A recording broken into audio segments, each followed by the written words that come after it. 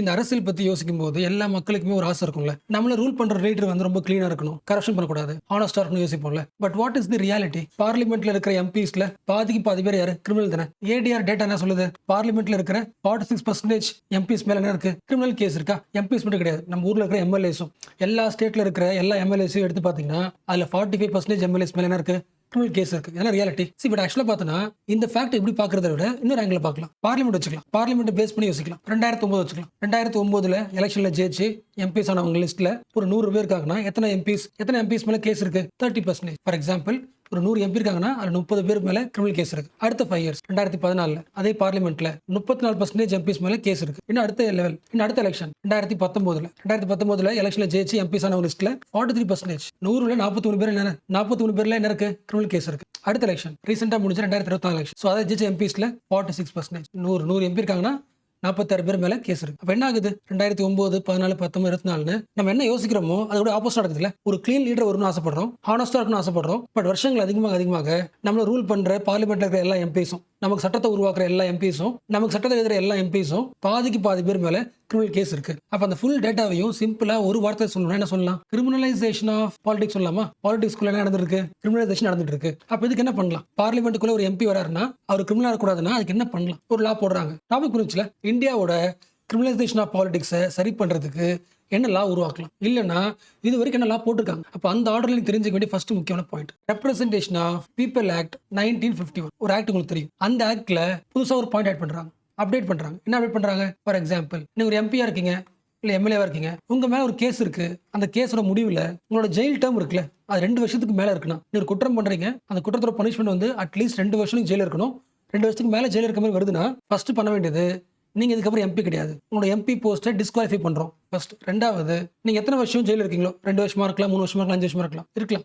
So ஜெயில இருந்து வெளியே வந்ததுக்கு அப்புறம் கூட எக்ஸ்ட்ரா ஒரு 6 வருஷம் பிளஸ் ஒரு 6 இயர்ஸ் உங்களால எலெக்ஷன்ல நிக்க முடியாது. இந்த பாயிண்ட் கொண்டு வராங்களா? ஆல்மோஸ்ட் எல்லாருக்கும் இந்த பாயிண்ட் தெரிஞ்ச விஷயம் தான் பண்றோம். நம்ம தமிழ்நாட்டில் நிறைய எக்ஸாம்பிள்ஸ் இருக்கு. அண்ட் தமிழ்நாடு மட்டும் கிடையாது, நிறைய ஸ்டேட்ல நிறைய பேரால இந்த பாயிண்ட் வந்ததுக்கு அப்புறம் ஒரு 6 வருஷம் எலெக்ஷன் நிக்க முடியாம ஒரு பெரிய டாப் லீடர் என்ன பண்ணிருக்காங்க? எம்பியா இல்லாம எலெக்ஷன் நிக்காம தள்ளி இருந்திருக்காங்க. பட் இந்த பாயிண்டோட பியூட்டி என்னன்னா, ஃபார் எக்ஸாம்பிள் நீங்க ஒரு எம்பி, ஒரு ரேப் கேஸ்ல உங்க மேல சந்தேகம் இருக்கு. சந்தேகத்தினால உங்களை கொண்டு போறாங்கன்னா, ஜெயிலுக்கு கொண்டு போறாங்கன்னா, அந்த குற்றத்துக்கு உனக்கு 3 இயர்ஸ்க்கு மேல தண்டனை இருக்குன்னா உடனே உன்னோட பதவி வந்து பறி போகாது. யோசிக்க முடியுதா? சந்தேகன்றது விஷயம் கிடையாது. கோர்ட்ல கேஸ் நடக்கணும், கோர்ட் என்ன பண்ணு விசாரிச்சு இவர் குற்றவாளின்னு தீர்ப்பு கொடுப்பாங்கல்ல, குற்றவாளின்னு தீர்ப்பு கொடுத்ததுக்கு அப்புறம் தான் அந்த பனிஷ்மெண்ட்டும் 3 இயர்ஸ்க்கு மேல இருக்குன்னா என்ன போயிடும்? இருக்கு எம்பி போஸ்ட் போயிடும். இந்த பாயிண்டோட யூனிக் என்னது? சந்தேகத்தின் பேரா கிடையாது, லிங்க் பண்ண முடியல. ஏன்னா யார் மேல வேணா சந்தேகத்தின் பேர் அரெஸ்ட் பண்ண முடியும், போய் வழக்கு போட முடியும். அப்ப வழக்கு போடுறதுனால உன் பதவி நேடாது, பறிபடாது. அந்த வழக்கு நடந்து உனக்கு தீர்ப்பு கொடுப்பாங்க. அந்த தீர்ப்புல உனக்கு ஜெயில் தண்டனை இருந்துச்சுன்னா உன்னோட பதவியும் போயிடும்.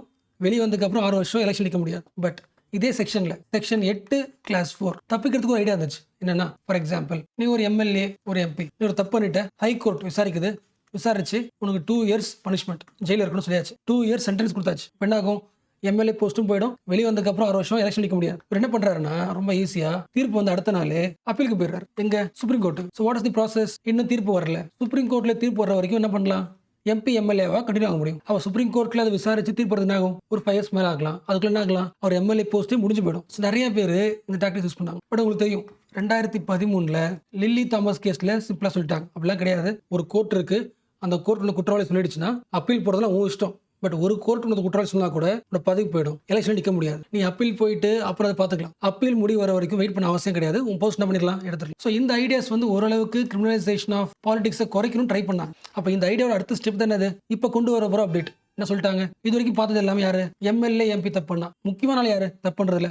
அதிக போற யார்கிட்ட இருக்கு? Minister, prime minister, chief minister. ஒருவேளை இவங்க தப்பு பண்றாங்க, இவங்களை ஜெயில போடுறாங்க, விசாரிக்கிற டைம் வந்து 30 நாள் ஆயிடுச்சு. அண்ட் இவங்க பண்ண குற்றம் இருக்குல்ல, அதுக்கான தண்டனை வந்து 5 இயர்ஸ் தண்டனை அப்படின்னா உடனடியாக ஆட்டோமேட்டிக்கா 1 மாசம் அரெஸ்ட் பண்றாங்களே, அந்த 1 மாசத்துக்கு அப்புறமே ஆட்டோமேட்டிக்கா அவரோட மினிஸ்டர் போஸ்ட் ஆகும், ரிமூவ் செய்யப்படும். யாரா இருந்தீங்கன்னா, நீங்க மினிஸ்டரா இருந்தீங்கன்னா ஆட்டோமேட்டிக்கா அரெஸ்ட் பண்ண 30 டேஸ்ல உங்களோட போஸ்ட் ஆயிடும், ஆட்டோமேட்டிக்கா ரிமூவ் ஆயிடும். Automatic removal.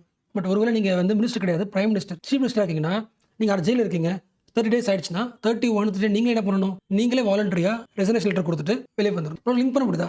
ஆக்சுவலாக பார்க்கும்போது பயங்கரமான பாயிண்ட் மாதிரி இருக்கும். பட் நல்லா யோசிங்களேன். இந்த பாயிண்ட்டை இப்போ ரீசெண்டாக அப்டேட் பண்ண போறாங்கன்னா என்ன காரணமா இருக்கும்? அது சென்ட்ரல் கவர்மெண்ட் இந்த பாயிண்ட்டை கொண்டு வரணும்னு ஆசைப்படுது. இந்தியாவோட கான்ஸ்டிடியூஷன்ல திருத்தி இந்த எக்ஸ்ட்ரா பாயிண்ட்டை கொண்டு வரணும்னு ஆசைப்படுதுன்னா ஒரு காரணம் இருக்குல்ல. லூப் ஹோல் பயங்கரமா இருக்கு. அதாவது அந்த ஃபர்ஸ்ட் பாயிண்ட் பார்த்தோம்ல, அதுல ஒரு பியூட்டி இருந்துச்சுல. என்ன பியூட்டி? நீ கரப்ஷன் பண்ணிருக்கேன்னு சந்தேகப்படுறாங்க அப்படின்னா அரெஸ்ட் பண்றது கிடையாது. சந்தேகத்தின் பேரால உன்னோட எம்பி போஸ்ட் ஆகாது, பறி போகாது. கோர்ட்ல கேஸ் நடக்கும். கேஸ் வந்ததுக்கு அப்புறம் விசாரிச்சதுக்கு அப்புறம் தீர்ப்பு கொடுத்ததுக்கு அப்புறம் தான் உனக்கு ஜெயில் தண்டனை 2 வருஷத்துக்கு மேல இருந்தா மட்டும்தான் எம்பி போஸ்ட் ஆகும், ரிமூவ் செய்யப்படும். பட் இப்போ வரப்போகுது இல்ல. அது எப்படின்னா, நீ ஒரு மினிஸ்டரா இருக்க, நீ கரப்ஷன் செஞ்சிருக்கேன்னு உங்க மேல சந்தேகம் இருக்கு. இன்னும் விசாரிக்க ஆரம்பிக்கல, உங்க மேல சந்தேகம் இருக்கு. நாங்க என்ன பண்றோம்? உன்னை அரெஸ்ட் பண்ணி கூட்டு போறோம்.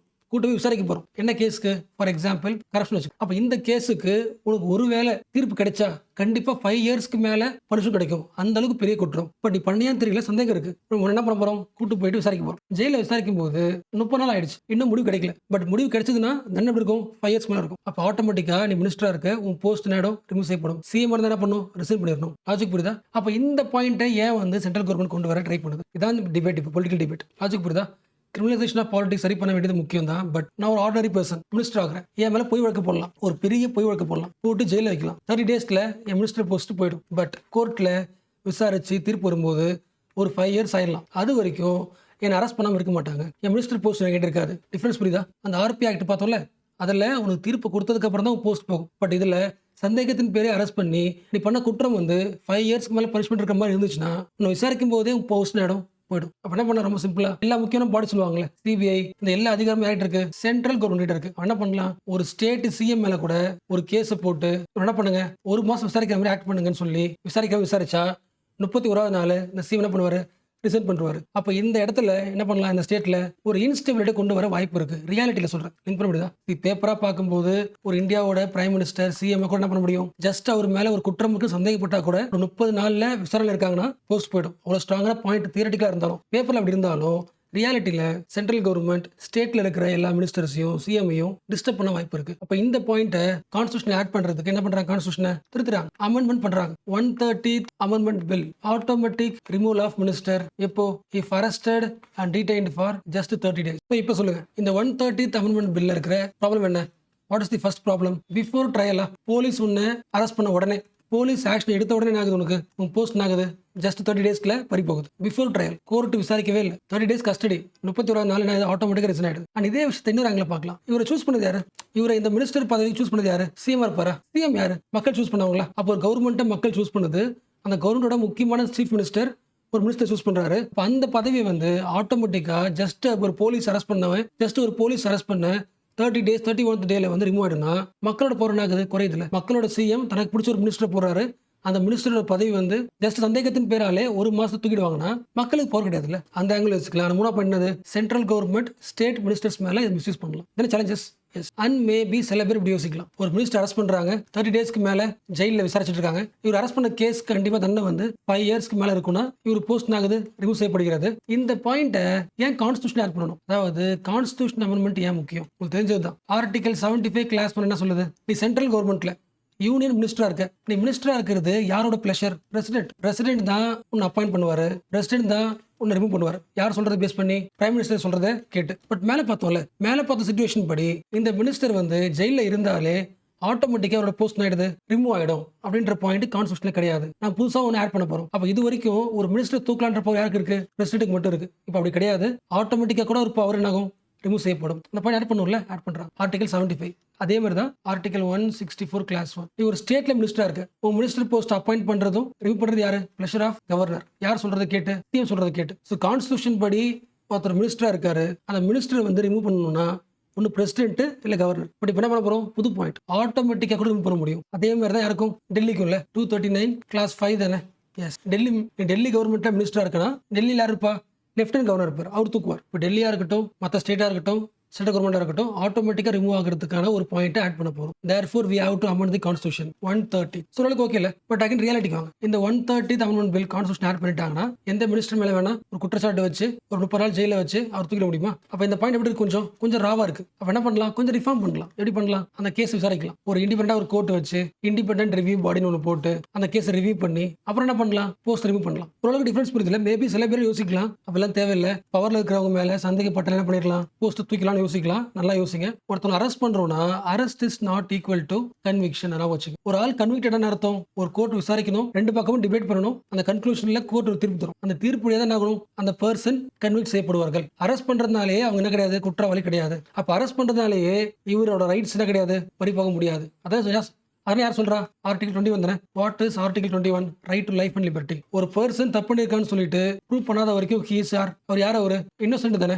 எஸ். ஸோ அந்த ஆங்கிளையும் வச்சுக்கணும்ல. அப்ப இந்த பாயிண்ட்ல பார்க்காம ரொம்ப சிம்பிளா இந்தியன் கான்ஸ்டியூஷன் என்ன பண்றாங்க, புதுசா சில ஆர்டிகல் ஆட் பண்றாங்க. ஆர்டிகல் 75ல 5A ஃபர்ஸ்ட் பார்த்தோம்ல, 164ல 4A, 239AA 5A. என்ன சொல்றாங்க? சேம் பாயிண்ட் தான், கொஞ்சம் எக்ஸ்ட்ரா ஆட் பண்றேன். நீ ஒரு மினிஸ்டர் உன்னை அரெஸ்ட் பண்றாங்க, 30 days ஆயிடுச்சு, அட்லீஸ்ட் பிரைம் மினிஸ்டரோ இல்ல சீஃப் மினிஸ்டரோ இந்த போஸ்ட்டை தூக்கிடலாம் அப்படின்னு அட்வைஸ் பண்ணிருக்கணும். அட்வைஸ் பண்ணலையா? அப்படி அட்வைஸ் பண்ணலாம் பரவாயில்ல, 31வது நாள் ஆட்டோமேட்டிக்கா போஸ்ட் ஆயிடும், ரிமூவ் செய்யப்படும். சரி, உங்களுக்கு புரிஞ்சிருக்கும். பட் எக்ஸ்ட்ரா பாயிண்ட் ஆட் பண்றேன், வேற ஒன்றும் இல்லை. 130th Amendment bill is getting conflicted with Representation of People Act section 8 class 3. Link பண்ண முடியுதா? Representation of People Act என்ன சொல்லுது? ஒரு எம்பியோ ஒரு எம்எல்ஏவோ அவங்க போஸ்டை வந்து தூக்கணும்னா, ரிமூவ் பண்ணணும்னா ஃபர்ஸ்ட் என்ன தேவை? அந்த பர்சன் வந்து கன்விக்டட்னு தீர்ப்பு வரணும். கன்விக்டட்னு தீர்ப்பு வந்தால் மட்டும்தான் அவர் என்ன பண்ண முடியும்? டிஸ்குவாலிஃபை பண்ண முடியும். இப்போ கன்விக்ஷனே பண்ணாம ஒரு பர்சனை டிஸ்குவாலிஃபை பண்ண முடியாது அப்படின்னு ரெப்ரசன்டேஷன் ஆஃப் பீப்புள் ஆக்ட்ல 8(3)ல இருக்கு. ஸோ ஓரளவுக்கு ஓகே இல்லை. ஸோ இது வரைக்கும் பேசின எல்லா பாயிண்ட்டுமே இந்த ஆர்டிகலோட பாயிண்ட்ஸ்.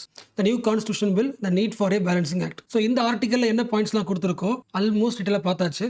பிளஸ் ஆல்சோ இந்த ஆர்டிகலும் போட்டிருக்கல. What is the new bill to remove the prime minister, CM minister. Almost 80% cover பண்ணிட்டேன். சில பாயிண்ட்ஸ் மிஸ் பண்ணியிருக்கேன் இந்த 2 ஆர்டிகல்லையும். அது என்ன ரீசன்னா, ஃபர்ஸ்ட் லெவல் ஆஃப் எக்ஸ்பிளனேஷனோட அந்த ஃப்ளோ இருக்கும்ல, அந்த ஃப்ளோ டிஸ்டர்ப் பண்ணுற சில பாயிண்ட்ஸ் மட்டும் மிஸ் பண்ணியிருக்கேன். பட் அதை உங்களுக்கு படிச்சா புரிஞ்சிடும். ஒருவேளை இந்த ஆர்டிகல் டவுட்ஸ் இருந்துச்சுன்னா ஆஸ் யூஷுவல் மெசேஜ் பண்ணுங்க. உங்க டவுட் பெருசாக இருந்துச்சுன்னா அடுத்த கிளாஸ்லேயே தனியாக ஆட் பண்ணிடுறேன்.